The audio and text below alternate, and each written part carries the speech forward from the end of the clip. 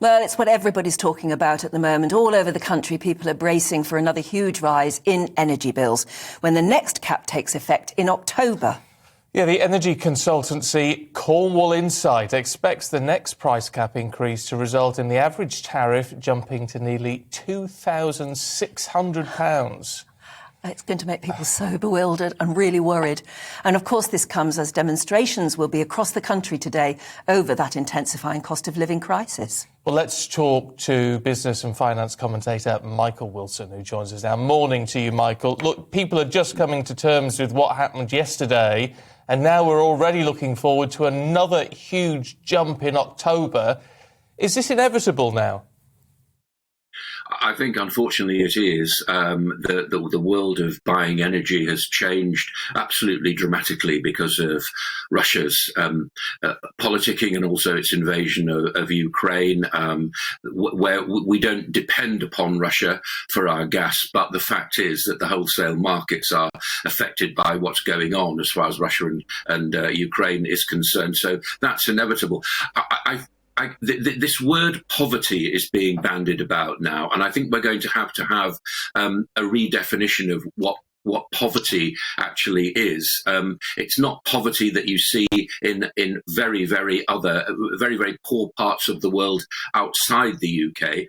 But I think there'll be a redefinition in as much as if you're spending, if you have a choice in your family between food and heat, then I think it's fair to say that you are poor. But again, politicians, particularly the Labour Party and particularly charities, are bandying this about at the moment. If you look for a definition, you'd be hard-pressed to find exactly what it is. But families know what it is, and families know that they're really going to have to tighten up the purse strings as a result of what's going on, over which, unfortunately, they have no control.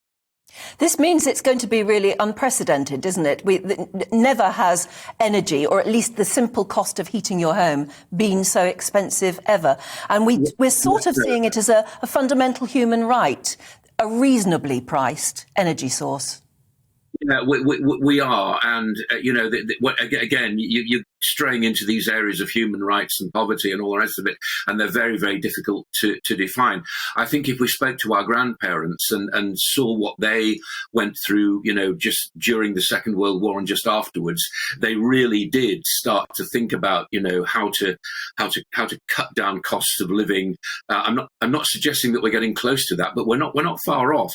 And I think that simple things like turning down, the newspapers will be full of this over the weekend. They're already starting to have hints about how to save money, turning down the lighting, turning down the heating and the rest of it. We are used to a very, very high standard of living. And we're also used, unfortunately, to getting things straight away. We don't. Remember when Access, and you'll remember this surely, Stephen probably as well. When the Access card came out, takes the waiting out of wanting. That was in the 70s. This is something which we're now used to. We're now used to having everything that we actually need and want, and I think we're going to have to change that quite dramatically. Nevertheless, Michael, the Chancellor's, there's more and more pressure on the Chancellor to do something. What do we actually think of the windfall tax on energy companies, which the Labour Party is going on and on and on about? The Conservatives haven't bitten upon that yet. Would that be something which could be beneficial, or would it drive business away from our shores? I think it might do that, and also I think it might be just a one-off as well, rather than something which would continue. I think the idea of windfall taxes, sound like a good idea. The fact of the matter is that energy is expensive, and the real burden of this is, beat the energy companies at their own game and try to consume less. I know this doesn't go down really very well. We're facing a weekend of cold weather. But at the same time, an extra layer and all the rest. As I say, the papers will be full of these kind of hints.